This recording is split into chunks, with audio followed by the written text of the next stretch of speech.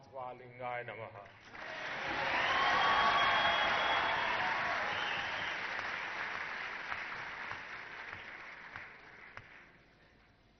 मंत्रिपरिषद के मेरे सहयोगी श्री अनंत कुमार जी, सदानंद गौड़ा जी, श्री रमेश जी, कर्नाटक के उच्च शिक्षा मंत्री बासवराज रायरेड्डी जी,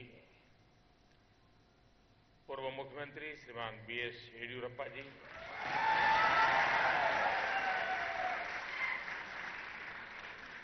भाजपा समिति के अध्यक्ष श्री अरविंद जेटली जी और विशाल संख्या में आए हुए आप सभी महानुभाव,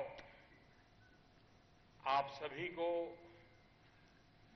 भगवान बसवेश्वर की जयंती पर अनेक अनेक शुभकामनाएं। भाजपा समिति भी अपने 50 वर्ष पूरे कर एक उत्तम कार्य के द्वारा भगवान बसवेश्वर के वचनों का प्रसार करने में एक अहम भूमिका निभाई है। मैं हृदय से उनका अभिनंदन करता हूं।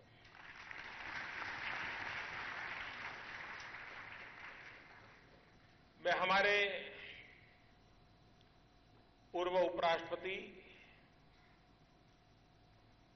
श्रीमान जती साहब को भी इस समय आदरपूर्वक स्मरण करना चाहूंगा कि उन्होंने इस पवित्र कार्य को आरंभ किया, आगे बढ़ाया। मैं आज विशेष रूप से इसके मुख्य संपादक रहे और आज हमारे बीच नहीं हैं ऐसे कुलबुर्गी जी को भी नमन करता हूं कि जिन्होंने इस कार्य के लिए अपने आप को खपा दिया था। आज वो जहां होंगे उनको सबसे ज्यादा संतोष होता होगा कि जिस काम को उन्होंने किया था वो आज पूर्णता पर पहुंच चुका है। हम सब लोग राजनीति से दलदल में डूबे हुए लोग हैं।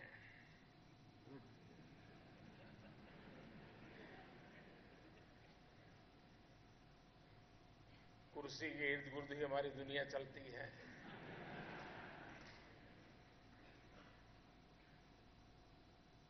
और अक्सर हमने देखा है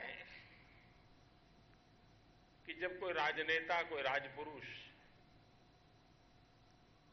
उनका स्वर्गवास होता है, विदाई लेता है, तो बड़ी गंभीर चेहरे के साथ उनके परिवारजन, जनता जनार्दन के सामने कहते हैं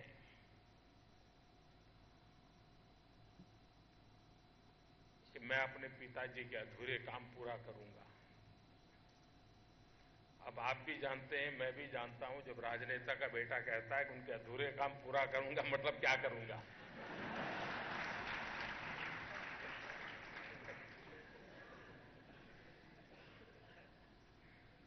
राजनीतिक दल के लोग भी जानते हैं कि इसने जब कह दिया कि मैं उनके अधूरे काम पूरा करूंगा तो इसका मतलब क्या होता है। लेकिन मैं अरविंद जी को बधाई देता हूं कि सच्चे अर्थ में ऐसे काम कैसे पूरे किए जाते हैं।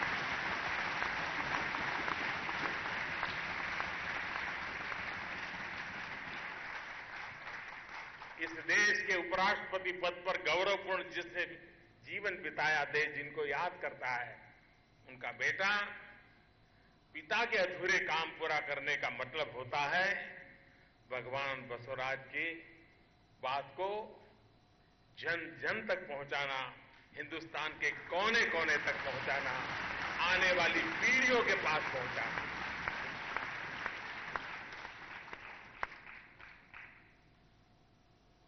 जति साहब स्वयं तो हमारे लिए बहुत आदर्श की बातें रख के गए हैं, लेकिन भाई अरविंद भी अपने इस उत्तम कार्य के द्वारा खास करके राजनीतिक परिवारों के लिए एक उत्तम आदर्श प्रस्तुत किया है। मैं इसके लिए उनका अभिनंदन करता हूं। समिति के 50 वर्ष पूरे होने पर इस काम में दो पीढ़ी खप गई होगी, अनेक लोगों ने अपना समय दिया होगा, शक्ति लगाई होगी। 50 साल दरमियान जिन जिन लोगों ने जो योगदान दिया है, उन सबका भी मैं हृदय से आज अभिनंदन करना चाहता हूं, उनको बधाई देता हूं। मेरे प्यारे भाइयों बहनों, भारत का इतिहास सिर्फ हार का इतिहास नहीं है, पराजय का इतिहास नहीं है, सिर्फ गुलामी का इतिहास नहीं है, सिर्फ जुल्म अत्याचार झेलने वालों का इतिहास नहीं है, सिर्फ गरीबी, भूखमरी और अशिक्षा और सांप और नेवले की लड़ाई का इतिहास भी नहीं है। समय के साथ अलग अलग कालखंडों में देश में कुछ चुनौतियां आती, कुछ यही पैर जमा कर बैठ भी गई, लेकिन ये समस्याएं, ये कमियां, ये बुराइयां, ये हमारी पहचान नहीं है। हमारी पहचान है इन समस्याओं को निपटने का हमारा तरीका, हमारा अप्रोच। भारत वो देश है जिसने पूरे विश्व को मानवता का, लोकतंत्र का, गुड गवर्नेंस का, अहिंसा का, सत्याग्रह का संदेश दिया है। अलग अलग समय पर हमारे देश में ऐसी महान आत्माएं अवतरित होती रही, जिन्होंने संपूर्ण मानवता को अपने विचारों से, अपने जीवन से दिशा दिखाई है। जब दुनिया के बड़े बड़े देशों ने, पश्चिम के बड़े बड़े जानकारों ने लोकतंत्र को, सबको बराबरी के अधिकार को एक नए नजरिए के तौर पर देखना शुरू किया, उससे भी सदियों पहले, और कोई भी हिंदुस्तानी इस बात को गर्व के साथ कह सकता है, उससे भी सदियों पहले भारत ने इन मूल्यों का न सिर्फ आत्मसात किया, बल्कि अपनी शासन पद्धति में शामिल भी किया था। 11वीं शताब्दी में भगवान बसवेश्वर ने भी एक लोकतांत्रिक व्यवस्था का सृजन किया।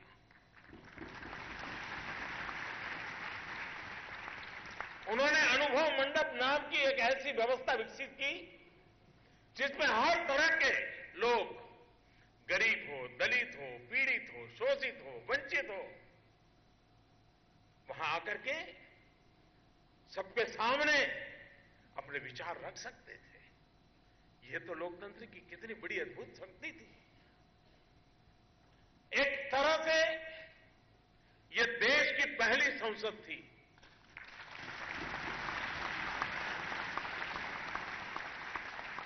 यहां हर कोई बराबर के थे, कोई ऊंच नहीं, भेदभाव नहीं, मेरा तेरा कुछ नहीं। भगवान बसवेश्वर का वचन, वो कहते थे, जब विचारों का आदान प्रदान ना हो, जब तर्क के साथ बहस ना हो, तब अनुभव गोष्ठी भी प्रासंगिक नहीं रह जाती, और जहां ऐसा होता है, वहां ईश्वर का वास भी नहीं होता है। यानी उन्होंने विचारों के इस मंथन को ईश्वर की तरह शक्तिशाली और ईश्वर की तरह ही आवश्यक बताया था। इससे बड़े ज्ञान युग की कल्पना कोई कर सकता है? यानी सैकड़ों साल पहले विचार का सामर्थ्य, ज्ञान का सामर्थ्य ईश्वर की बराबरी का है, ये कल्पना आज शायद दुनिया के लिए अजूबा है। अनुभव मंडप में अपने विचारों के साथ महिलाओं को खुल करके बोलने की स्वतंत्रता थी। आज कभी दुनिया हमें विमेन एम्पावरमेंट के लिए पाठ पढ़ाती है, भारत को नीचा दिखाने के लिए ऐसी ऐसी कल्पनाएं विश्व में प्रचारित की जाती हैं, लेकिन ये सैकड़ों साल पुराना इतिहास हमारे सामने मौजूद है कि भगवान बसवेश्वर ने विमेन एम्पावरमेंट, इक्वल पार्टनरशिप, कितनी उत्तम व्यवस्था साकार की थी। सिर्फ कहा नहीं, व्यवस्था साकार की थी। समाज के हर वर्ग से आई महिलाएं अपने विचार व्यक्त करती थी। कई महिलाएं ऐसी भी होती थी जिन्हें सामान्य समाज की बुराइयों के तहत तिरस्कृत समझा जाता था, जिनसे अपेक्षा नहीं की जाती थी कि उस समय के तथाकथित सभ्य समाज के बीच भी आए।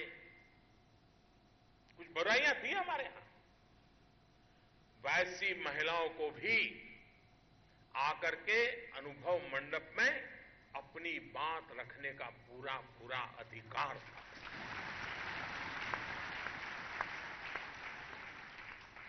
महिला सशक्तिकरण को लेकर उस दौर में ये कितना बड़ा प्रयास था, कितना बड़ा आंदोलन था, हम अंदाज लगा सकते हैं। और हमारे देश की विशेषता रही है, हजारों साल पुराना हमारी परंपरा है, तो बुराइयां आई हैं, नहीं आनी चाहिए थी, आई है, लेकिन उन बुराइयों के खिलाफ लड़ाई लड़ने का मांझा भी हमारे भीतर ही पैदा हुआ है।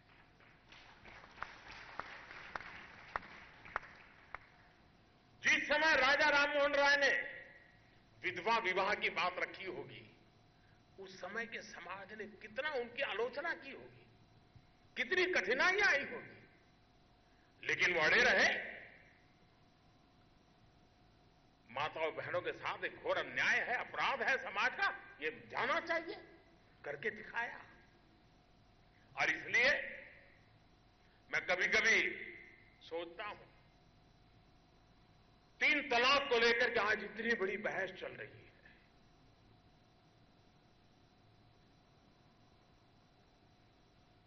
मैं भारत की महान परंपरा को देखते हुए मेरे भीतर एक आशा का संचार हो रहा है।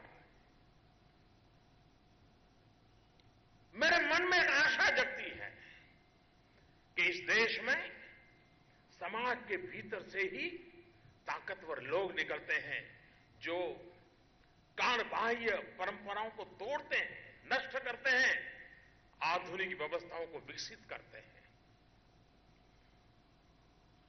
मुसलमान समाज में से भी ऐसे प्रबुद्ध लोग पैदा होंगे, आगे आएंगे, और मुस्लिम बेटियों को उनके साथ जो गुजर रही हैं, जो बीत रही हैं, उसके खिलाफ वो खुद लड़ाई लड़ेंगे और कभी न कभी रास्ता निकालेंगे। और हिंदुस्तान के ही प्रबुद्ध मुसलमान को निकलेंगे जो दुनिया के मुसलमानों को रास्ता दिखाने की ताकत रखते हैं। इस धरती की यह ताकत है।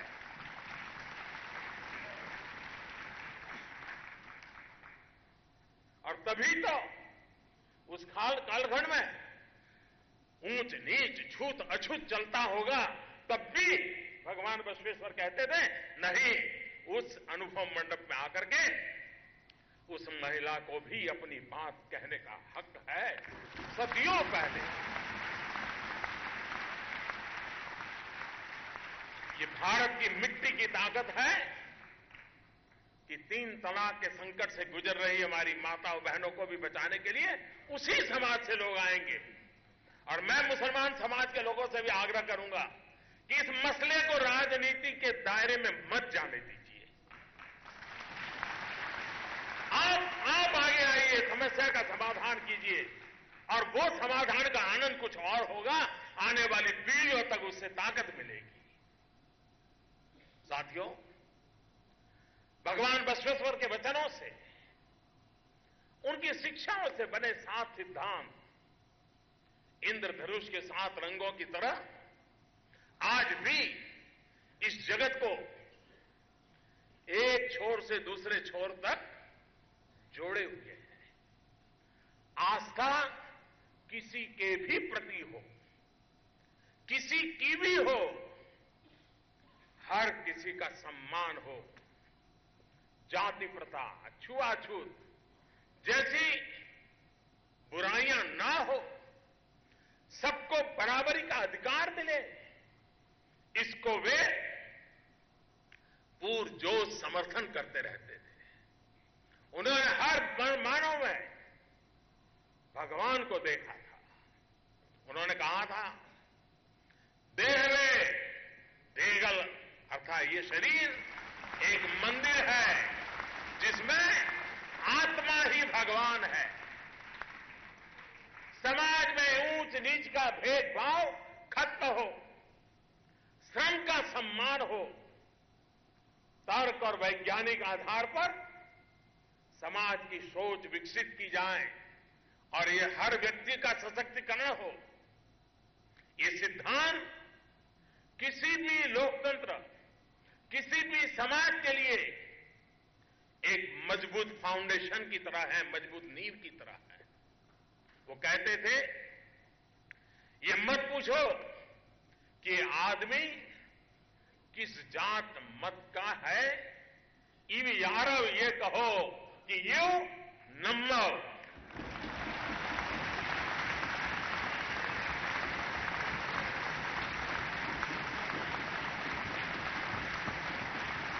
यह आदमी हमारा है, हम सभी के बीच में से एक है।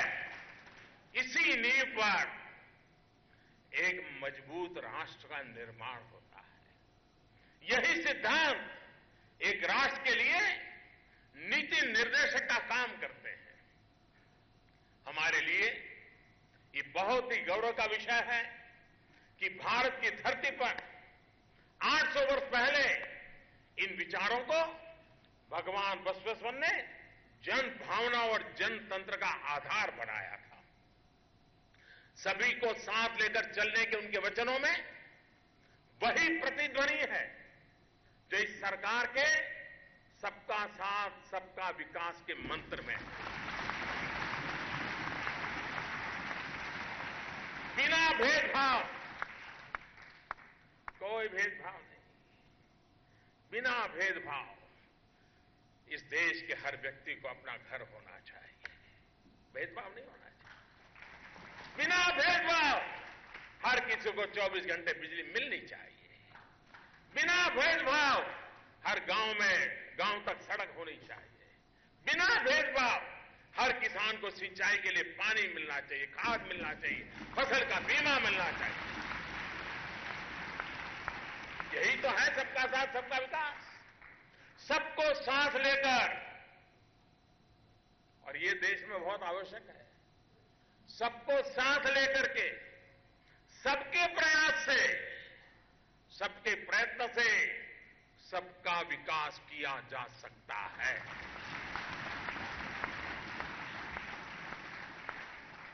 आप सबने भारत सरकार की मुद्रा योजना के बारे में सुना होगा।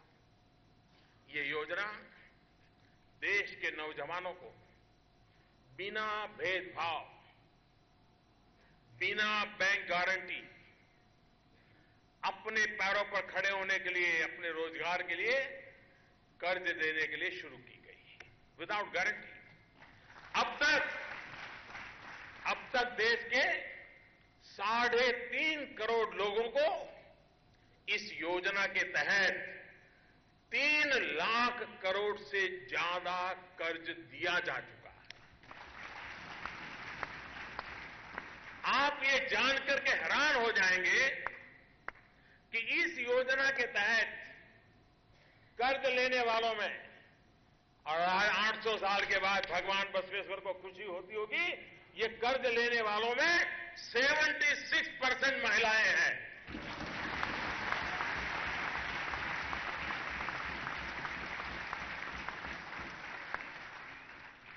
सच कहूं तो जब ये योजना शुरू की गई थी तो हम सबको भी ये उम्मीद नहीं थी कि महिलाएं इतनी बड़ी संख्या में आगे आएगी, इससे जुड़ेगी और स्वयं एंटरप्रेन्योर बनने की दिशा में काम करेगी। आज ये योजना महिला सशक्तिकरण में एक बहुत अहम भूमिका निभा रही है। गांवों में, गलियों में, छोटे छोटे कस्बों में मुद्रा योजना महिला उद्यमियों का एक प्रकार से बड़ा तांता लग रहा है। भाइयों और बहनों, भगवान बसवेश्वर के वचन सिर्फ जीवन का ही सत्य नहीं है, ये सुशासन, गवर्नेंस, राजकर्ताओं के लिए भी ये उतने ही उपयोगी हैं। वो कहते थे, ज्ञान के बल से अज्ञान का नाश है, ज्योति के बल से अंधकार का नाश है, सत्य के बल से असत्य का नाश है, पारस के बल से लोहत्व का नाश है। व्यवस्था से असत्य को ही दूर करना ही तो सुशासन होता है, वही तो गुड गवर्नेंस है। जब गरीब व्यक्ति को मिलने वाली सब्सिडी सही हाथों में जाती है, जब गरीब व्यक्ति का राशन उसी के पास पहुंचता है, जब नियुक्तियों में सिर्फ सिफारिशें बंद होती हैं, जब गरीब व्यक्ति को भ्रष्टाचार और काले धन से मुक्ति के प्रयास किए जाते हैं, तो व्यवस्था में सत्यता का ही मान बढ़ता है। और वही तो भगवान बसवेश्वर जी ने बताया। जो झूठा है, गलत है, उसे हटाना, पारदर्शिता लाना, ट्रांसपेरेंसी, वही तो गुड गवर्नेंस है। भगवान बसवेश्वर कहते थे, मनुष्य जीवन निस्वार्थ कर्म योग से ही प्रकाशित होता है। निस्वार्थ कर्म योग। शिक्षा मंत्री जी,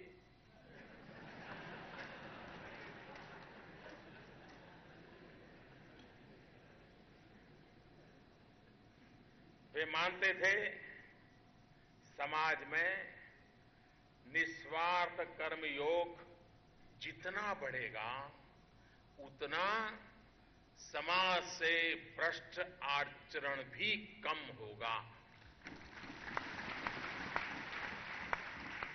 भ्रष्ट आचरण एक ऐसा दीमक है जो हमारे लोकतंत्र को, हमारी सामाजिक व्यवस्था को भीतर से खोखला कर रहा है।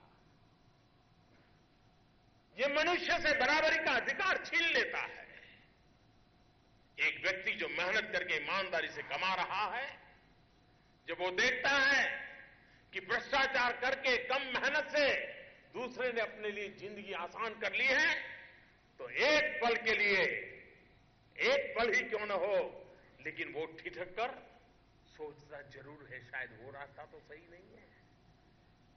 सच्चाई का मार्ग छोड़ने के लिए कभी कभी मजबूर हो जाता है। गैर बराबरी के इस एहसास को मिटाना हम सभी का कर्तव्य है।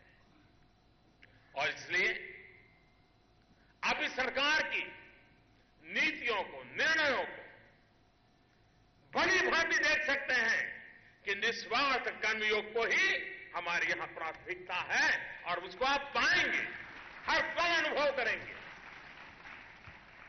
आज बसवाचार्य जी के ये वचन, उनके विचारों का प्रवाह कर्नाटक की सीमाओं से बाहर लंदन की टेम्स नदी तक दिखाई देता है।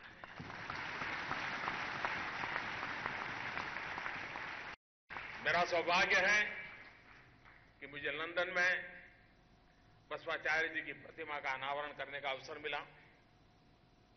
जिस देश के बारे में कहा जाता था कि इसमें कभी सूर्यास्त नहीं होता, वहां की संसद के सामने लोकतंत्र को संकल्पित करने वाली बसवाचार्य जी की प्रतिमा किसी तीर्थस्थल से कम नहीं है।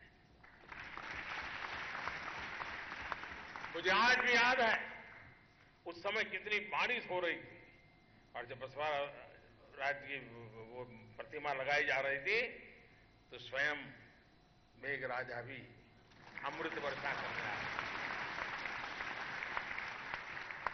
और ठंड भी थी, लेकिन उसके बाद भी इतने मनोयोग से लोग भगवान बसवेश्वर के बारे में सुन रहे थे। उनको कौतुक हो रहा था कि सदियों पहले हमारे देश में लोकतंत्र, विमेन एम्पावरमेंट, इक्वेलिटी, इसके विषय की इतनी चर्चा थी। मैं समझता हूं उनके लिए एक बड़ा अजूबा था। साथियों, अब ये हमारी शिक्षा व्यवस्था की खामी मानिए या फिर अपने ही इतिहास को भुला देने की कमजोरी मानिए, लेकिन आज भी हमारे देश में लाखों करोड़ों युवाओं को इस बारे में पता नहीं होगा कि 800-900 साल पहले, 1000 साल पहले हमारे देश में सामाजिक मूल्यों की पुनर्प्रस्थापना के लिए जन जागृति का कैसा दौर चला था, कैसा आंदोलन चला था, हिंदुस्तान के हर कोने में कैसे चला था। समाज में व्याप्त बुराइयों को खत्म करने के लिए उस कालखंड में, मैं 800-1000 साल पहले की बात कर रहा हूं, गुलामी के वो दिन थे। हमारे ऋषियों ने, संत आत्माओं ने जन आंदोलन की नींव रखी थी। उन्होंने जन आंदोलन को भक्ति से जोड़ा था, भक्ति ईश्वर के प्रति और भक्ति समाज के प्रति। दक्षिण से शुरू होकर इस भक्ति आंदोलन का विस्तार महाराष्ट्र और गुजरात होते हुए उत्तर भारत तक हो गया। इस दौरान अलग अलग भाषाओं में अलग वर्गों के लोगों ने समाज में एक चेतना जगाने का प्रयास किया। इन्होंने समाज के लिए एक आईने की तरह काम किया। जो अच्छाइयां थी, जो बुराइयां थी, वो नहीं सिर्फ उन्होंने शीशे की तरह लोगों के सामने रखी, बल्कि इन बुराइयों से भक्ति का रास्ता भी दिखाया। मुक्ति के मार्ग में भक्ति का मार्ग अपनाया। कितने ही नाम हम सुनते हैं, रामानुजाचार्य, मध्वाचार्य, निम्बकाचार्य, संत तुकाराम, मीराबाई, नरसिंह मेहता, कबीरदास, संत रैदास, गुरु नानक देव, चैतन्य महाप्रभु, अनेक महान व्यक्तियों के समागम से भक्ति आंदोलन मजबूत हुआ। इन्हीं के प्रभाव से देश एक लंबे कालखंड में अपनी चेतना को स्थिर रख पाया, अपनी आत्मा को बचा पाया। सारी विपत्तियां गुलामी के कालखंड के बीच भी हम अपने आप को बचा पाए थे, बढ़ पाए थे। एक बात और आप ध्यान देंगे तो आप पाएंगे कि सभी ने बहुत ही सरल सहज भाषा में समाज तक अपनी बात पहुंचाने का प्रयास किया। भक्ति आंदोलन के दौरान धर्म, दर्शन, साहित्य की एक ऐसी त्रिवेणी स्थापित हुई जो आज भी हम सभी को प्रेरणा देती है। उनके दोहे, उनके वचन, उनकी चौपाई, उनकी कविताएं, उनके गीत आज भी हमारे समाज के लिए उतने ही मूल्यवान है। उनका दर्शन, उनकी फिलॉसफी किसी भी समय की कसौटी पर पूरी तरह फिट बैठती है। 800 साल पहले बसवेश्वर जी ने जो कहा, आज भी सही लगता है कि नहीं लगता है? साथियों, आज भक्ति आंदोलन के उस भाव को, उस दर्शन को पूरे विश्व में प्रचारित किए जाने की आवश्यकता है। मुझे खुशी है कि 23 भाषाओं में भगवान बसवेश्वर के वचनों के अनुवाद का कार्य आज पूरा किया गया है। अनुवाद के कार्य में जुटे सभी लोगों का मैं अभिनंदन करता हूं। आपके प्रयास से भगवान बसवेश्वर के वचन अब घर घर पहुंचेंगे। आज इस अवसर पर मैं बसपा समिति से भी कुछ आग्रह करूंगा। करूं ना? लोकतंत्र में जनता को पूछ करके करना अच्छा रहता है।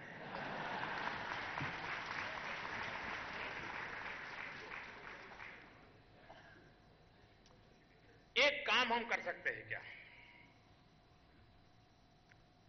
इन वचनों के आधार पर एक क्विज बैंक बनाई जाए। क्वेश्चंस और सारे वचन डिजिटली ऑनलाइन अवेलेबल हो।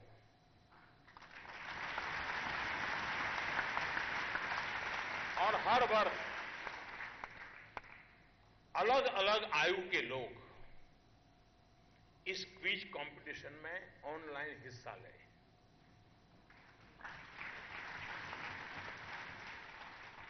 तहसील पर, डिस्ट्रिक्ट लेवल पे, स्टेट लेवल पे, इंटर स्टेट, इंटरनेशनल एक कंपटीशन साल भर चलता रहे। कोशिश करें 50 लाख 1 करोड़ लोग आए, क्विज कंपटीशन में भाग लें। उसके लिए उसको वचनामृत का एक स्टूडेंट की तरह अध्ययन करना पड़ेगा। क्विज कंपटीशन में उसको हिस्सा लेना पड़ेगा। और मैं मानता हूं अरविंद जी, इस काम को आप अवश्य कर सकते हैं।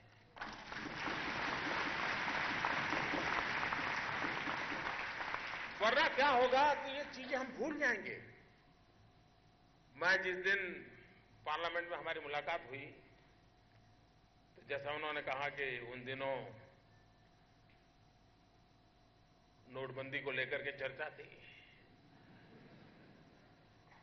लोग जेब में हाथ लगा करके घूम रहे थे। जो पहले दूसरे के जेब में हाथ डालते थे उस दिन अपने जेब में हाथ डालते थे।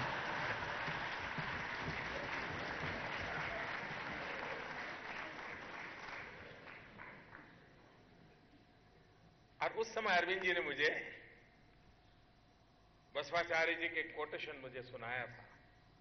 इतना परफेक्ट था। अगर वो मुझे 7 तारीख को मिल गया होता तो मैं मेरे 8 तारीख के राष्ट्र को जो बोला उसमें जरूर उसका उल्लेख करता।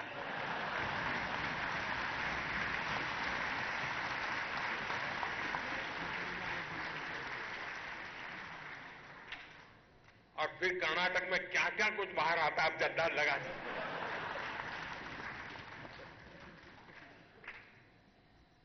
और इसलिए मैं चाहूंगा कि इस काम को आगे बढ़ाया जाए, इसे यहां रोका न जाए। और आज जो नई जनरेशन है तो उनका तो गूगल गुरु है, तो उनके लिए रास्ता सही है उनको। और आप देखिए बहुत बड़ी मात्रा में लोग इसको। दूसरा ये भी कर सकते हैं कि इस वचनामृत और आज के विचार दोनों की साम्यता का भी क्विज कंपटीशन हो सकता है। तो लोगों को लगेगा कि विश्व के किसी भी बड़े महापुरुष के वाक्यों की बराबरी से भी ज्यादा शार्पनेस 800-900 साल पहले हमारी इस धरती के संतान में थी।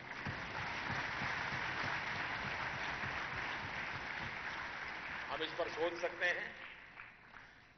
और एक काम, मैं यहां सदन में जो लोग हैं वो और देश दुनिया में जो भी इस कार्यक्रम को देख रहे हैं उनको मैं कहना चाहूंगा,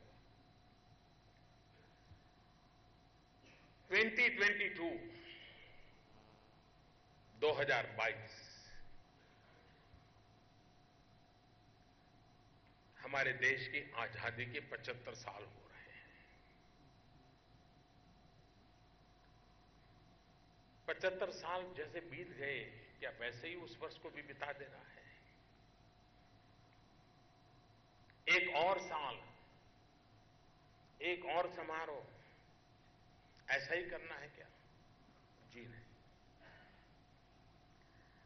आज से ही हम तय करें 2022 तक कहां पहुंचना है। व्यक्ति हो, संस्था हो, परिवार हो, अपना गांव हो, नगर हो, शहर हो, हर किसी का संकल्प होना चाहिए। देश की आजादी के लिए जिन्होंने अपनी जान की बाजी लगा दी, जिंदगी जेलों में खपा दी, जवानी देश के लिए अर्पित कर दी, उनके सपने अधूरे हैं, उसे पूरा करना हम सबका दायित्व है। अगर 125 करोड़ देशवासी 2022 को देश को यहां ले जाना है, मेरे अपने प्रयत्न से ले जाना है। वरना सलाह देने वाले तो बहुत मिलेंगे, हाँ सरकार को ये करना चाहिए, सरकार को देखना करना है। जी नहीं, 125 करोड़ देशवासी क्या करेंगे, हर हिंदुस्तानी क्या करेगा, और करना तय करे और तय करके चल पड़े। कौन कहता है दुनिया में बसवाचार्य जी का सपने वाला जो देश है, दुनिया है, वो बनाने में हम कम रह सकते हैं? वो ताकत लेकर के हम चल सकते हैं। और इसलिए मैं आपसे आग्रह कर रहा हूं कि आप इस समिति के द्वारा जिन्होंने इस विचारों को लेकर के काम बहुत उत्तम किया है, आज मुझे उन सभी सरस्वती के पुत्रों से भी मिलने का, दर्शन करने का सौभाग्य मिला, जिन्होंने इसको पूर्ण करने में उन्होंने रात दिन खपाई है। कन्नड़ भाषा सीखी होगी, उसमें से फिर किसी ने गुजराती किया होगा, किसी ने असमिया किया होगा, किसी ने उर्दू किया होगा। उन सबको मुझे आज मिलने का अवसर मिला। मैं उन सबका भी आज हृदय से बहुत बहुत अभिनंदन करता हूं कि इस काम को उन्होंने परिपूर्ण करने के लिए अपना समय दिया, शक्ति दी, अपना ज्ञान का अर्जन उस काम के लिए किया। मैं फिर एक बार इस पवित्र समारोह में आपके बीच आने का मुझे सद्भाग्य मिला। उन महान वचनों को सुनने का अवसर मिला और इस बहाने मुझे उसकी ओर जाने का मौका मिला। मैं भी धन्य हो गया, आपसे मिलने का सौभाग्य मिला। मैं फिर एक बार आप सबका धन्यवाद करता हूं, बहुत बहुत शुभकामनाएं देता हूं।